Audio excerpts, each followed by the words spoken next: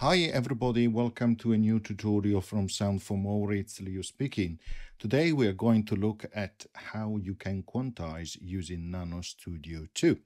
So before I start, please remember to subscribe unless you have already done so, as it helps with growing the channel.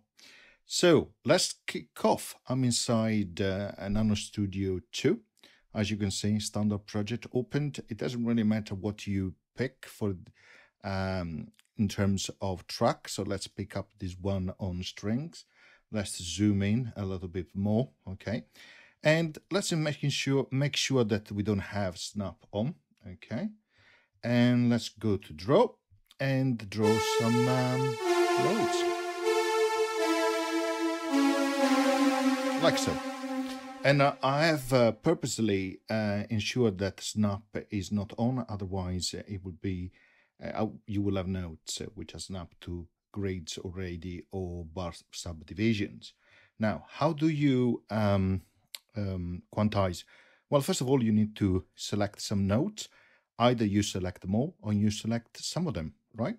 So let's say that we, like so, zoom like that, and let's say that we select these two notes like so.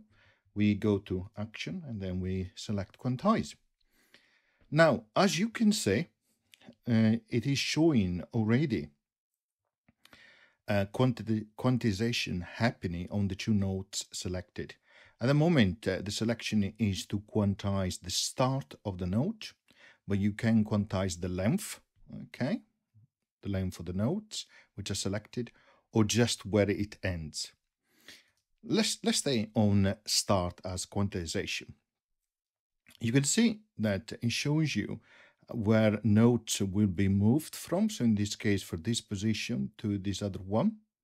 It is set now to quantize using grid. That is why it moved this note from this position right at the beginning of the grid. And he has done the same here. He has moved these right at the beginning of these vertical grid lines. The column differentiate how far the notes are, okay, in terms of quantization. And you can decide underneath here in the panel to quantize by subdivision, for example, by 1/8, 1/4, by bit, etc., depending on what you prefer. Now, you can also decide the window of opportunity in terms of quantization, which means that it will start to remove notes which are further away from the interval of being quantized. So in this case, you can see the first one to go back to normality or not being quantized is this one, because you have this brownish color, which indicates that the note requires more quantization than this other one at the top here. But you can see reducing the window size, eventually also the first note here will go back to its original position.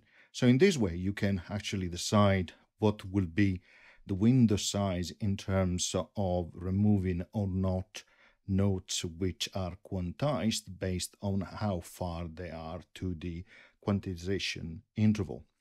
Now you also have a strength here slider. So this acts differently. It's not like the window slider. So here you decrease the strength towards the quantization which has happened, and if you move it down to 0, the both notes go back to their original position. So you can decide how far you want to move the notes to the proposed quantization position, and this gives you a more natural feeling when it comes to actually playing notes. So it depends really on what you're looking for. Okay, you can also use swing as well to decide how to alter quantization. In order to do that, you cannot use the use grid here. You need to have a subdivision selected, right? And additionally, you need to have the first note selected here. Otherwise, you cannot change the swing in terms of intensity, because these other two options in terms of note duration are actually fixed. But if you have this one in terms of a quarter bit, then you can also decide what would be the intensity of swing that will be applied. Okay, I hope you found the tutorial useful. See you in the next one. Thank you. Bye.